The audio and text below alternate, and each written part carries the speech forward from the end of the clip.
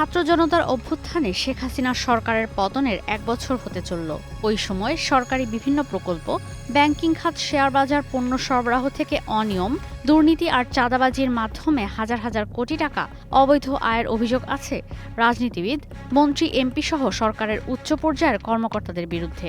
এদের অনেকের বিরুদ্ধেই বিদেশে অর্থ পাচারের অভিযোগ রয়েছে। বিশেষ করে ব্রিটেনে তারা কোটি কোটি ডলার আবাসন খাতে বিনিয়োগ করেছেন বলে বিভিন্ন আন্তর্জাতিক গণমাধ্যমে উঠে এসেছে।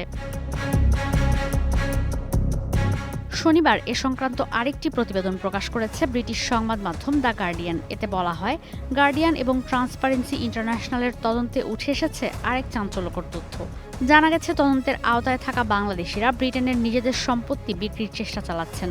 অনেকে আবার স্থানান্তর করছেন, কেউ বা আবার সম্পত্তিতে পুনরুদ্ধারের চেষ্টাও চালাচ্ছেন।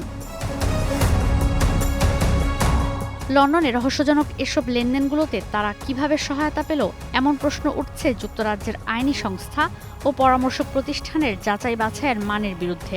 বাংলাদেশের অন্তর্বর্তী সরকার এখন ব্রিটেনকে চাপ দিচ্ছে দেশে দুর্নীতি দমন কমিশন দুদকের তদন্ত শেষ না হওয়া পর্যন্ত সম্পত্তি জব্দ করতে।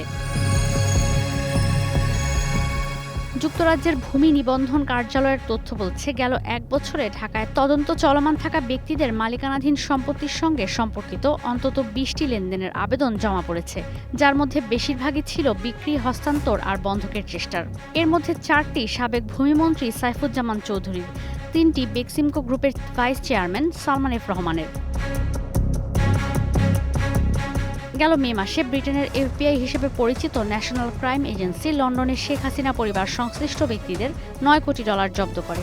এর ৩ সপ্তাহ পর শেখ হাসিনা সরকারের সাবেক ভূমিমন্ত্রী সাইফুজ্জামান চৌধুরীর ১৭ কোটি ডলার জব্দ করা হয়। ব্রিটেনে তার ৩ শতাধিক সম্পত্তি রয়েছে বলে জানা গেছে। এর মধ্যে রয়েছে অ্যাপার্টমেন্ট ও বিলাসবহুল টাউন হাউসও।